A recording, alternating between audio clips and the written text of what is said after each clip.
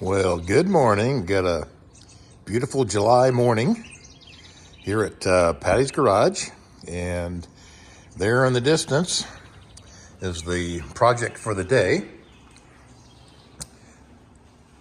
We've got everything pretty well set up, ready to do some camshaft timing.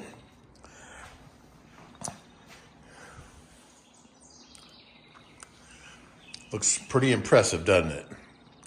Well, we're going to kind of march through this process and see if we can't get our initial camshaft timing established so we know where to move from there.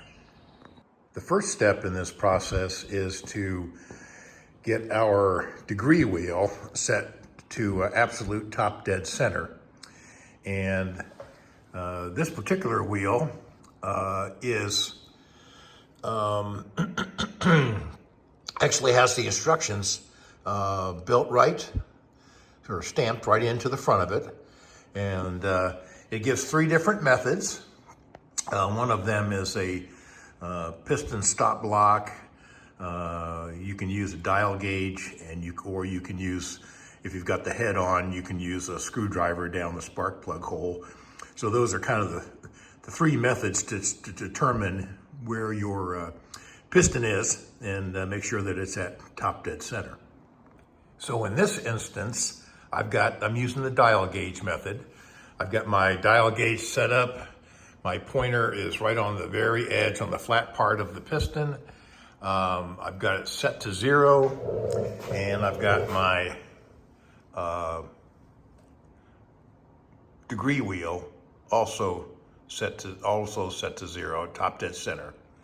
And what the process is to make sure that you're at absolute top dead center is to rotate, and I'm just kind of pulling a lever back here, rotate so that the piston falls away and come to a set point. And I'm going right about there at about 25. And I'll come back over here. We'll take a reading, and we're right at about 10. I'll come back over to my back end here, and I'm going to move the lever. I'm going to move the crankshaft in the opposite directions, so the gauge will rise and then fall again as it comes down the back side of the crankshaft. And I'll come back down to, that'll focus a little better. I'll come back down to about that same point, just where that needle starts to get hidden by that marker. Come back over here, again, taking a look at the degree wheel. Right about 10 there. I'm probably just a hair shy of 10. I've fiddled with it back and forth, and it's hard to get it right, absolutely dead center on both of those. I'm sure it could get done, but this is good enough for. I'm going to call it good. And so if I bring the gauge back up to 0, and I come over here, and I will be at top dead center.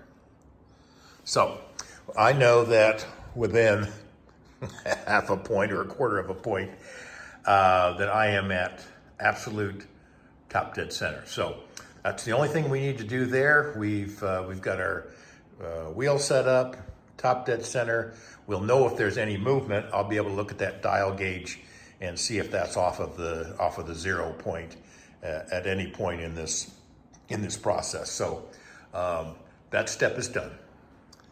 So what I'm really doing here, besides, I've been calling it the camshaft degreeing, but we're really doing, it's called the intake centerline method. And what I'm trying to do is verify the location of the intake centerline in reference to the piston position. So we know that we're at top dead center right now.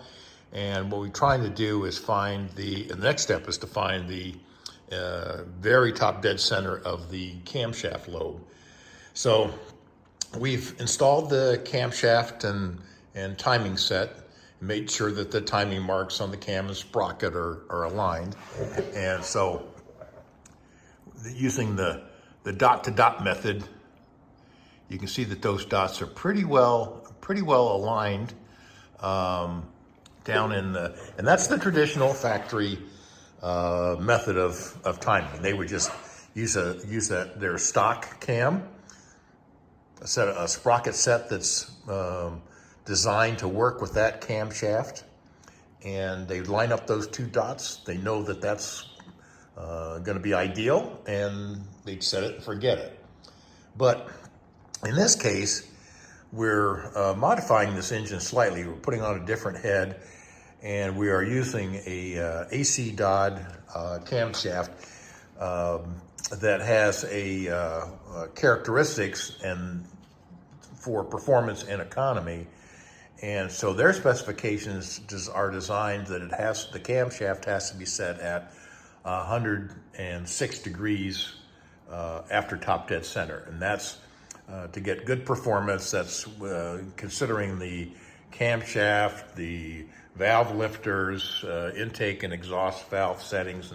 Once we've done the top dead center step, the next step in the process is to measure the lift duration either side of the camshaft and find the absolute top dead center. So we've got several things going on here.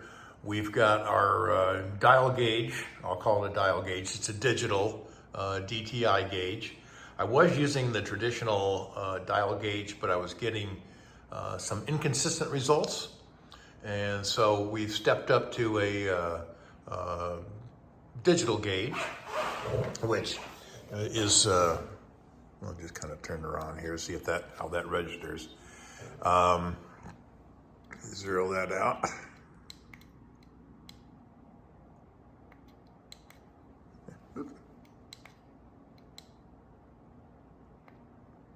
There we go.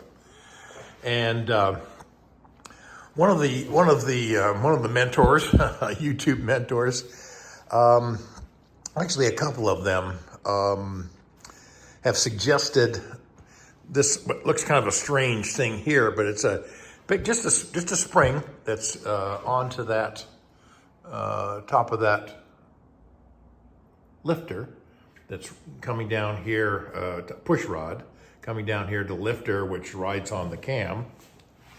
And all that spring does is keep a nice steady pressure. There's plenty of cam lube in that lifter, so I'm just making sure that it doesn't get kind of hung up part way or coming up or going down. Just maintain a consistent pressure.